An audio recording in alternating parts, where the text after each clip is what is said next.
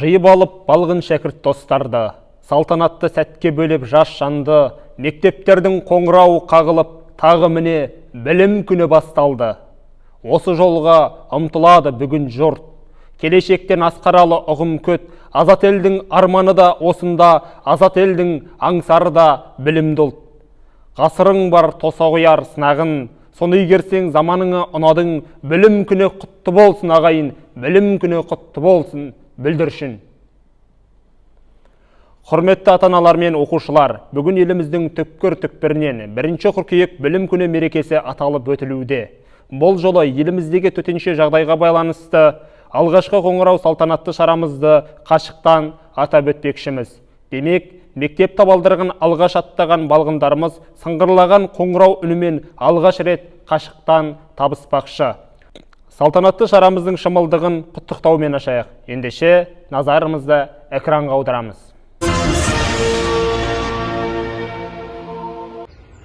Бүгінгі алғашқы білім күнімен Ақшұқыр мектеп лицейі ұжымын, осы лицейді басқаратын Қанапқас Қалиқызын білім күнімен құттықтаймын.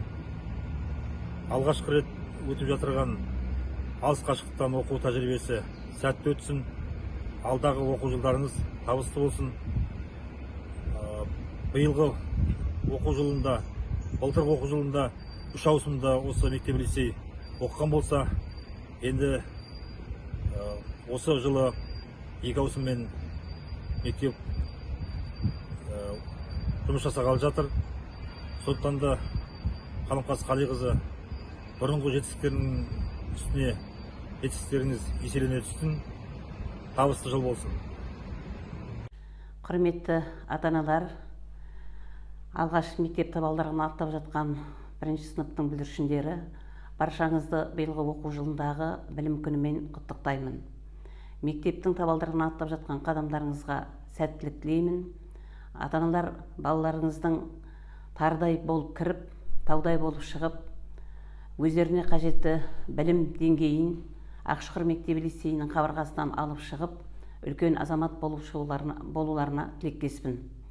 Құрметті ата-аналар, биылғы оқу жылындағы алғашқы қоңырауымыз біздің онлайн форматта өтіп отыр. Бұл еліміздегі болып жатқан төтенше жағдайларға байланысты. Енді басталатын 1 қыркүйектегі сабағымыздың өзде онлайн форматта қашықтан оқу формасында жүргізіледі. Бірақ біз білім министрінің ұйымдастыруыменен 1 сынып оқушыларын қашықтан оқытуды онлайн түрінде де, офлайн түрінде де өткізуді жоспарлап отырмыз. Яғни ата-аналар, сіздердің өздеріңіздің өтініштеріңізбенен, өздеріңіздің қалауларыңызбенен мектеп қабырғасынан біз 12 сыныпты 15 баладан бөліп кезекші сыныптар арқылы ұйымдастыруды бастап жатырмыз.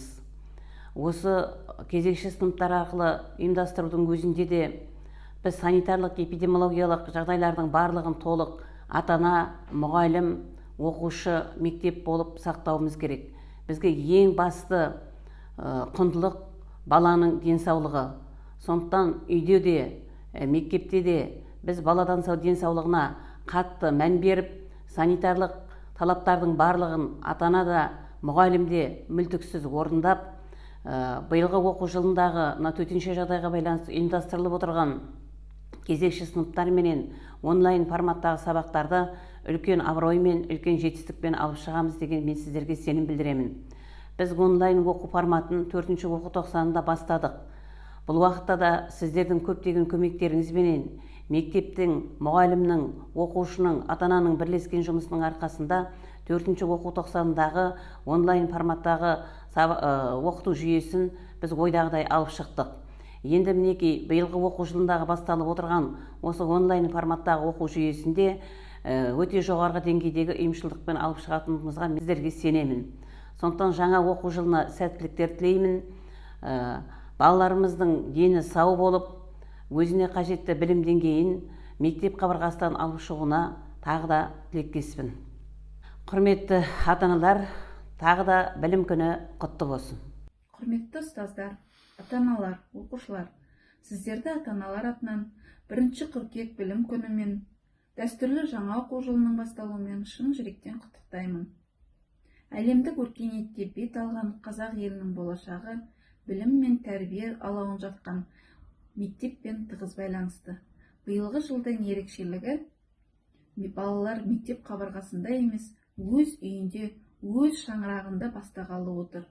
Бұл дегеніміз мұғалім мен мектеп пен ата-ананың екі жақты байланыстың өзара тығыз байланысқа түсетіні анық. Осы орайда алтын ұя мектептің білім қазығы мұғалімнің қадірін біз ата-аналар есімізге еселеп түсіретініміз анық.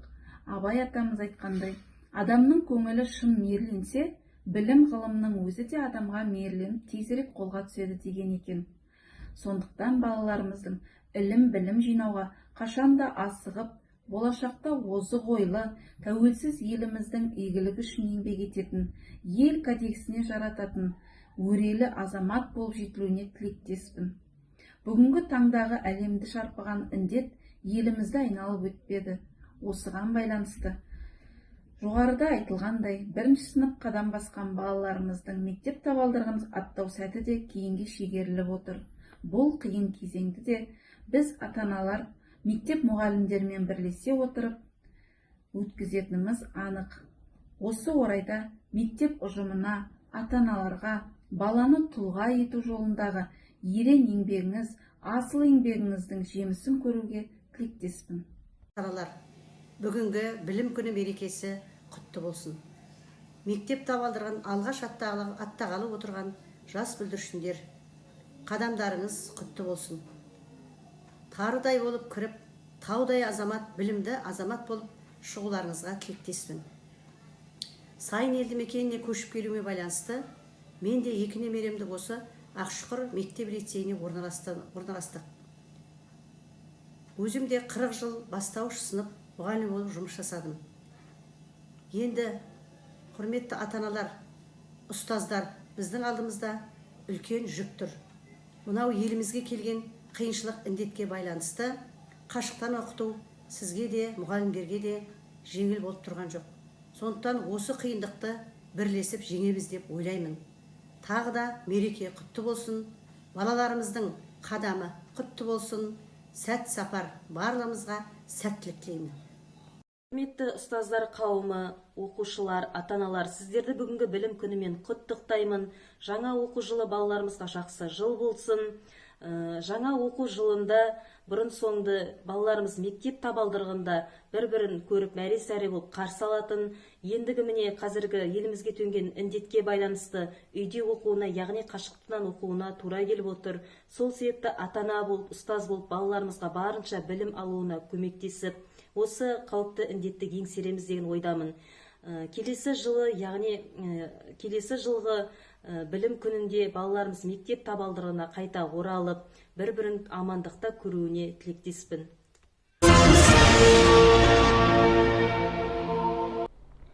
Өткен дәуір көрсең дөмір бұрқағын, талай мәрте жеңіс жырын шырқадың, білім жолға бет түзеді міненді, санасы да, ойы да зат ұрпағың. Бүгінгі салтанатты шараның басты кейіпкерлері, көңілдері ақ, жүректері пәк, бүгін мектеп табалдырығын аттап білім әлеміне қадам басқан балғын бүлдіршіндеріміз. Кезекті 1 сыныптың балғындарына береміз.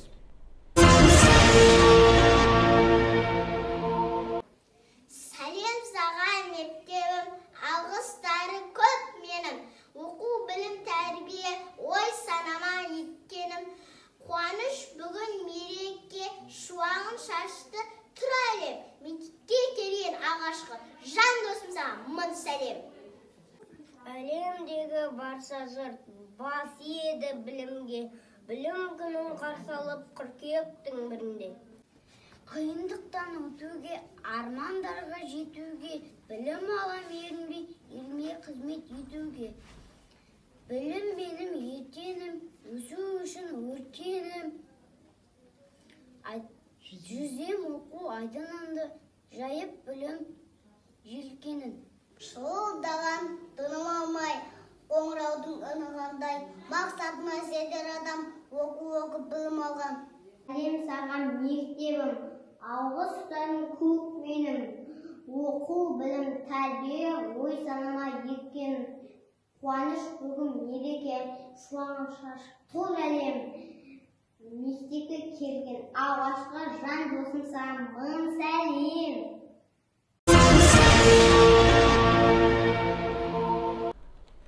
Жарайсыңдар бүлдіршіндер, өнерлерің үстем болсын. Олай болса келесі кезекті музыкалық сәлемдемеге берейік. Бірінші Г сынып оқушысы Төлеп Нұрсиланың орындауындағы тамаша әнге назар аударамыз.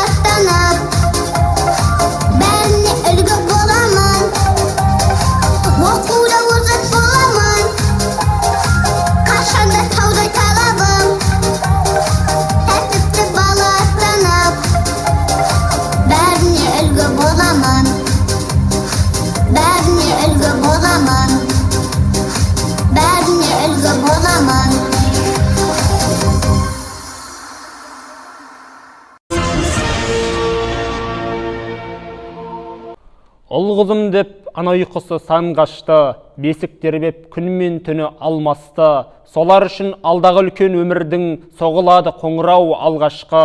Басталғанда білім жолдың асқары, қадамдарын үлкендерді қостады. Олар үшін соғылса алғаш қоңырау, сол қоңырау келешектің бастауы. Бүгінгі салтанатты жиынның алғашқы қоңырауын соғу құрметі білім әлеміне қадам басқан бірінші сынып оқушылары Сағынғалиұлы Рият пен Күмісқали Мариямға ұсынылады.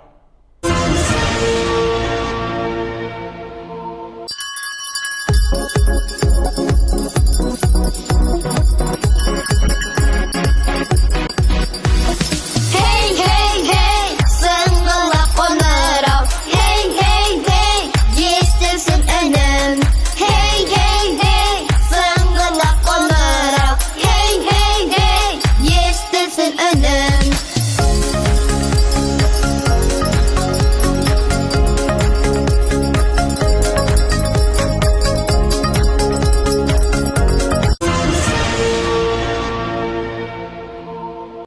Сыңғырлаған қоңырау үнімен алғаш мектеп табалдырығын аттағалы тұрған 1-ші сынып оқушыларын тағы да білім күнімен құттықтаймыз. Осымен 1-ші қыркүйек білім күніне арналған салтанатты шарамыз өз мәресіне жетті. Амандықта жүздескенше.